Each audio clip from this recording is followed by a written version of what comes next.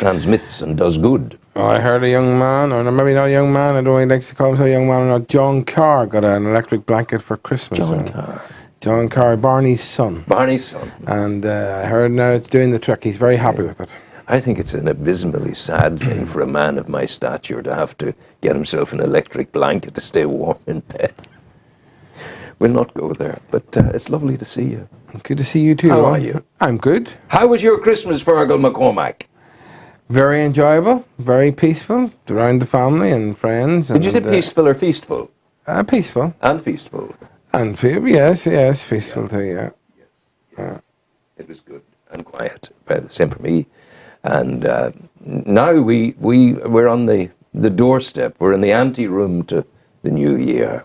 The Scottish have started it already, their festivities in Edinburgh last evening, and now tonight it's going on, the Hogmanay business, and they're much vaunted. They're going to do great things and all of that. So it's maybe a whisper more optimistic this time than this time last year. Yeah, I think to be fair, one always has to be optimistic that whatever the challenges are, you have the ability to meet them. And I think there are some, without doubt, positive signs there, albeit that they must be always reviewed in measured context. Yeah, the Christmas trading, the footfall around Newry, a lot of people around. Were they spending, do we think? Difficult to know yet. Certainly a lot of people. I think, if I'm right, the trend is that people were perhaps spending a little less per purchase. But I'm led to believe that post-Christmas the sales were very strong. Now, if that is the case, what that would suggest is that the turnover is up, perhaps, but profit down, and that it was after discounts that the retailers made a lot of their turnover. However, I think Newry overall did reasonably well at Christmas. I think that I was in a number of times, seemed to be doing reasonably well, and I was in the Canal Court on Saturday night, and I can tell you it was hiving. Thrumming. It was going fantastic. along Lovely beautifully. atmosphere. Warren Point, your own pride and joy, of course, it was uniquely festive with the lights were very impressive there. Thought the lights were very impressive. I thought the Christmas tree at the Whistledown was lovely. Unfortunately, the wind took its toll. But I think actually the power of social media very interesting. They ran a competition immediately to guess the exact time the tree came down. And it was amazing, I think, the amount of hits they got. And more importantly, if you guess the exact time, I think you could bring along and get the log of a trailer of blocks. 17 or 18 people or something got the time right. So it lets you realise the amount of interest was in it. So I think to be fair to Colin and Sarah McAvoy, they've always been innovative and creative. And the tree looked fabulous. And equally, I think they handled the weather conditions well, not to let it get them down. And certainly that's another establishment that was exceptionally busy over Christmas. They worked very hard on it. All good signs, absolutely. Of course, now the Christmas has been and gone. New Year will be here in the morning. Individuals looking to the year ahead, they will be some will be making tax returns by the end of the month. Budgeting comes into sharp focus again. Yes, but I think the key word is value for money as opposed to cost. And I think that without doubt that's a big issue at present. I think that's the area where we all have to continue to work at, is to make sure we're getting value for money. But I think value is different than cost. I think value is the most important thing, because I think in times cheap can be the dearest decision you ever take. But I think looking back in the past year before we move forward, Owen, I think there are a number of positive signs. I mean, unemployment has fallen in the area. I think we've seen a number of our local businesses achieving success overseas. We've seen a stabilisation of some of our core employers. I mean, if you think of Norbrook, Glen Dimplex, ABP, First Derivatives, all having, from the outside looking in, good years. I think we've seen interest rates remain low. We've seen inflation, other than wage inflation, which is also low, but inflation stayed reasonably low. I think the key issue is, going forward, we as a people have to not be greedy. Already you see the signs of something in the Republic. You hear people talking about the workforce seeking pay increases now and that could take the wind out of the sails of everything Yeah, that's I been think that's achieved. very unwise. I think I've seen a report in one of the papers this morning suggesting that our real income has fallen by about 12% since the peak of 2007. And to be honest with you, I think whether we like it or not, we have to accept we were living beyond our means. And all of us have to just, we just have to accept that we can't go back to spending more than we're earning. And I think that I hope that that has been a learning lesson of the last few years, that literally, yes, my own view is you live every day as if it's your last, but yes, we must enjoy ourselves. You don't need money to enjoy yourself. No, indeed. But we must enjoy ourselves, but equally, we must be conscious that extravagance or extremes in any area is not good, and certainly in spending it's not good. Would you, if you're a very redoubtable accountant, a huge man in the area of finance here and the management of finance, ordinary folk wanting advice about writing down the income, the outcome, totting it up, it can make a huge difference in people's lives if they're disciplined in that way. Yes, I think it's amazing when you write it down. They say you should do it re-diet too. I've never done it re-diet. I've always been afraid to do it. But they say there's no doubt about it. When you write it down, it makes you more aware because small disbursements, £1 and £2, you may not notice. But even if you think of parking, when you write down how much you spend over the week or even lunch or whatever. But I take the view that failing to plan is planning to fail. Failing to, let's hear that one again. Failing to plan is planning. Yeah, I think so, yeah. No. Yeah. I equally take the view that values and attitudes and are probably more important than money at all times. But I think within that context, it is important to plan and to prepare for rainy days. And the reality is, we're all going to be hit with that surprise bill, that surprise maintenance that has to happen and at home. And I think it is unwise to continue to spend everything we earn. And therefore, we have to make some sacrifices. Now, with a little bit of planning, we can make those sacrifices without turning our lights out. But I think we also have to acknowledge that there are people perhaps less fortunate than ourselves. And I don't want them to interpret these comments in any way as patronizing, because Yes. I certainly fully appreciate and understand that there are people, due to no fault of their own, find themselves in very difficult economic circumstances. I think going forward, one of the encouraging signs would be, I think you will see, I'd be very confident you will see a lot more arrangements being, we've seen them certainly towards the end of last year, a lot more agreements being reached with banks and financial institutions. I think you will see big developments in the south in particular. I think you may well see developments in Nama. I think you may well see potentially a new bank coming into the south.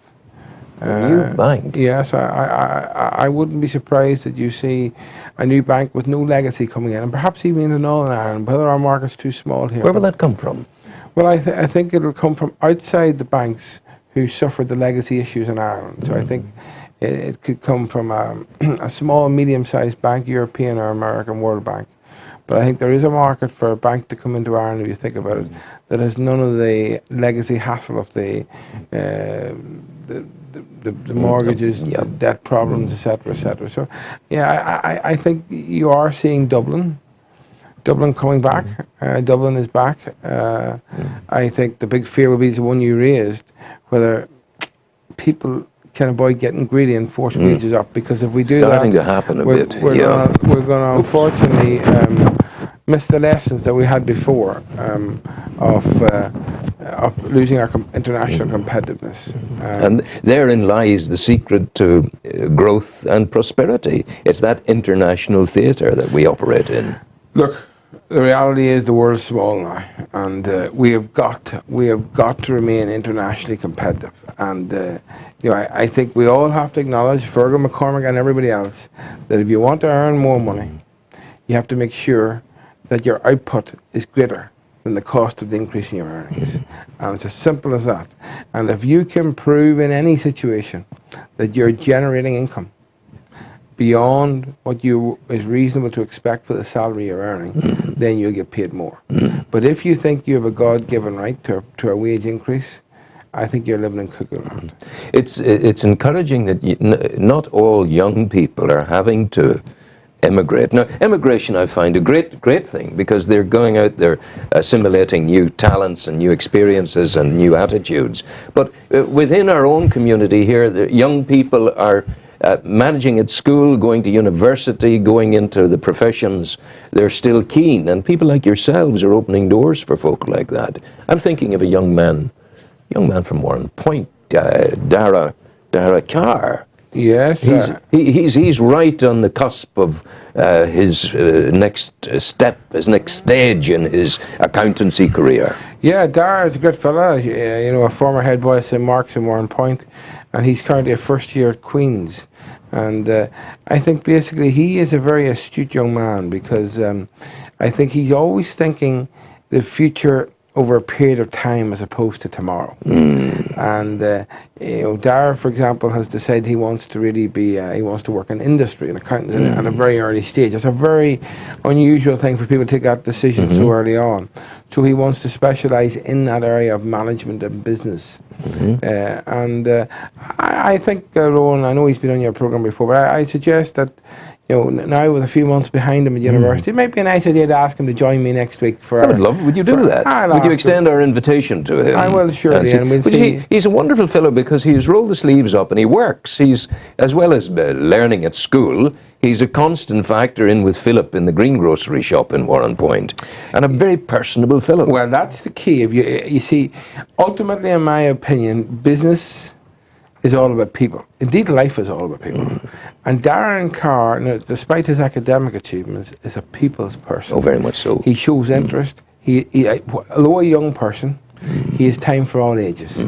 And I think ultimately that's what differentiates you in the workplace.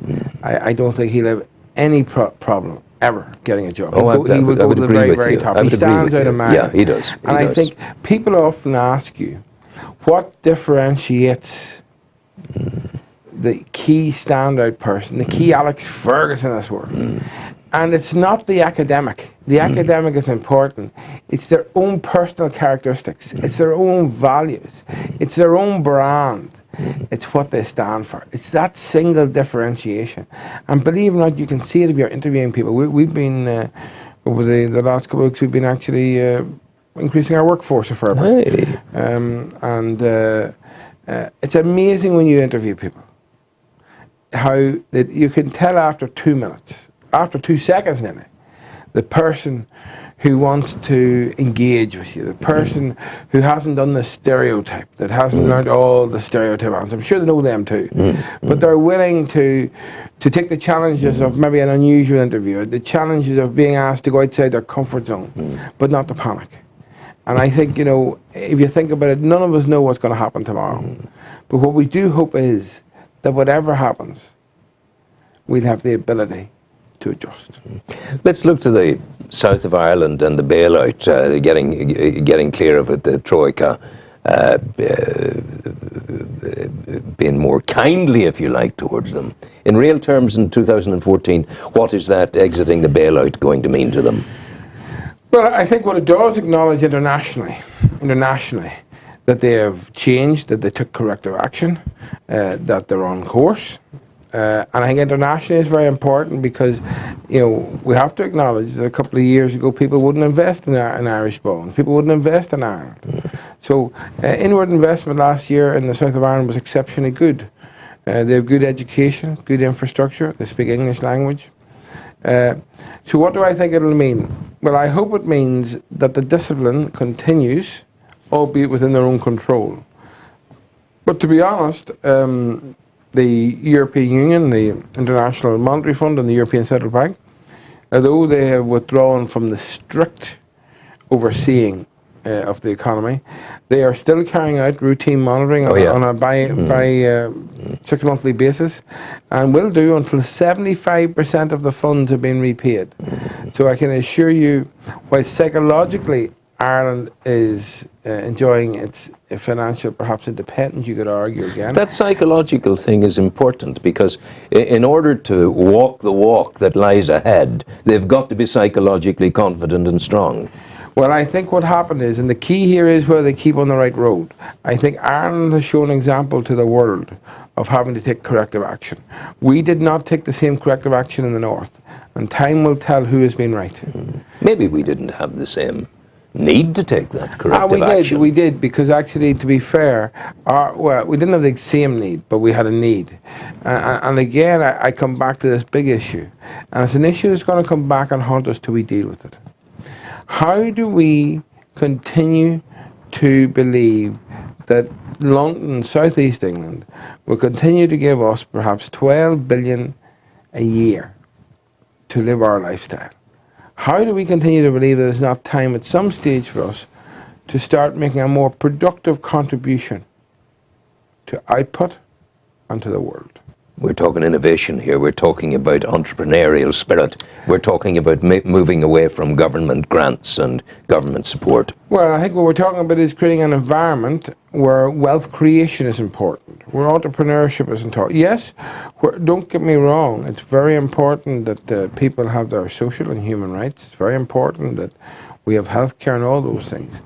But we cannot sustain an economy where 70% of gross domestic product, the output of the economy, is generated by the public sector. It is just not sustainable. Now, we can't change it overnight, but until we get to a situation where, and I hate saying this because I think it's misinterpreted all the time, but till we get to a situation where we move away from the emphasis on hearts and minds all the time, and we move into the area of infrastructure, into creating wealth which will allow each and every one of us to make our positive contribution to society, I don't think we're going to create a better future for future generations. Just thinking of, there's almost a two-track approach in the Republic. I'm thinking, I heard just this week of a man who was going to have a 20-minute test on. He had to write out, it was like a crossword puzzle to establish whether he was heading in the direction of Alzheimer's. And he was going to a private clinic to have that done. 20 minutes, €400 for the specialist. We've seen the top-up salaries in the hospitals there and the business at the charity centre, all of that. Are people sort of playing and not letting the right hand know what the left hand is doing? Is there a bit of duplicity there? I'm not sure. I don't know the details of that, but I would never put off value. That may be worth €400, by the way. But might be better spending €400 on that than going along to a routine doctor for 10 years who doesn't know what he's talking about. So I'm not. You pay excellence. I am not opposed to paying for excellence. Yeah. I actually would encourage that. But I think that also demands service. But I think, we have to also be realistic.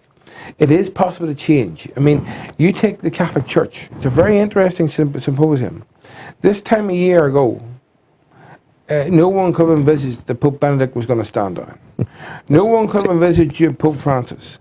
No one could have envisaged that little simple measures, simple gestures, could have transformed the atmosphere in which that institution is recognized in many places. And there is a belief now in some places that it's turned the corner. Now, people say you can't change. If ever there's an example of how one individual, only one, can start to make an impression to try and encourage his flock or his institutions to change, it is Pope Francis. He's a very interesting case, a very old man. Yeah. Hold on, he's only 77, I'm 70. He's not that old. No, don't misinterpret what I'm saying to you. An old man in terms of age, but the very important point here is, and this is very important, age is not a barrier to contribution to society. Age is not a barrier to leadership. Age is not a barrier to making a difference. And unfortunately, perhaps in our society a few years ago, the norm was to tell people to retire at 60. What a load of rubbish. You think about where is that going to go, do you think, in terms of retirement age? Well, my own personal view is, and I realise it's a very personal thing, I think that people should perhaps change their responsibilities, change their roles as life moves on. I hope I'm fortunate to be working when I die. Yeah, I would have the same hope. I'm not necessarily saying I should be doing what I'm doing now. No, you do. But I would like to, I do not believe it's a very good idea to retire totally change overnight to pick the daisies in the garden. It's not my. It's not my. I also believe it's a luxury society can't afford. Yeah. I think basically. Absolutely. You can't. You can't. I think one of the very sad indictments we have, particularly in Northern Ireland, is the packages we continue to offer to public sector people to go out at 55 and 60. I think it's ridiculous. And 50. Absolutely ridiculous. We educate the people, we train the people, and then after 25 or 30 years we say, here, there's a package, and by the way, 3 months later, come on back, we'll hire you. I mean, this is all our taxpayers' money. This is scandalous, and this is the norm. And I can't understand. No. This is, to me, this makes so much rubbish. We have talked good sense this morning, sir. Or you have talked good sense. I've listened well. Thank you so much. And a very happy New Year to you, Feargal McCormack. And the same to you, Rowan, and all your viewers. And may I say that whatever happens, it needs to be happy, healthy, and hopefully prosperous. And optimistic always. Onwards and upwards. Onwards and upwards. Some music, sir.